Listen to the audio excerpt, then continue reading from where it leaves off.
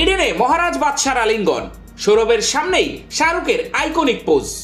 কেকেআরের মালিক শাহরুখ খান, আবার বাংলার মনের মানুষ। মায়াবী ইডেনে একই ফ্রেমে ধরা দিলেন শাহরুখ খান ও সৌরভ গঙ্গোপাধ্যায়।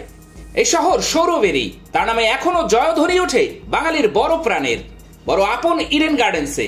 শহরের আনাচে কানাচে অলিখিত সম্রাট তিনি, প্রিন্স অফ ক্যালকাটা।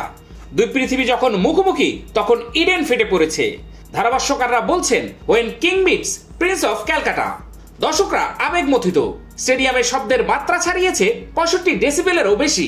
কাছাকাছির মধ্যে তুলনায় একমাত্র আসতে পারে মহেন্দ্র সিং ধোনি। তিনি যখন ব্যাট হাতে নামেন, তখন যে শব্দভ্রম তৈরি হয়, তাতে শ্রবণ শক্তি নাকি নষ্ট হতে পারে। এদিন সৌরভ ও কিং খানের সাক্ষাতের সময় দর্শকদের আবেগের বহিঃপ্রকাশ ধোনির সমতুল্যই হতে পারে। সোমবার 7 উইকেটের দাপটে জয় পায় কলকাতা নাইট রাইডার্স। এই ম্যাচের বল গড়ানোর আগে থেকেই শহর কলকাতায় উপস্থিত শাহরুখ। ইডেনে পুত্র আব্রামকে সঙ্গে নিয়ে খেলা দেখতে এসেছিলেন শাহরুখ। এদিন ম্যাচ শেষে কনিষ্ঠ পুত্রকে সঙ্গে নিয়ে মাঠ প্রদক্ষিণ করলেন তিনি। দর্শকদের সালাম জানালেন, করলেন নমস্কারও। শাহরুখের চিরচেনা আইকনিক পোজেও ধরা দিলেন কিং খান, যে পোজ তরুণীদের হৃদয়ে ঝড় তোলে। ভিক্টরি ল্যাপ দেওয়ার সময়ে সৌরভের সামনে উপস্থিত শাহরুখ।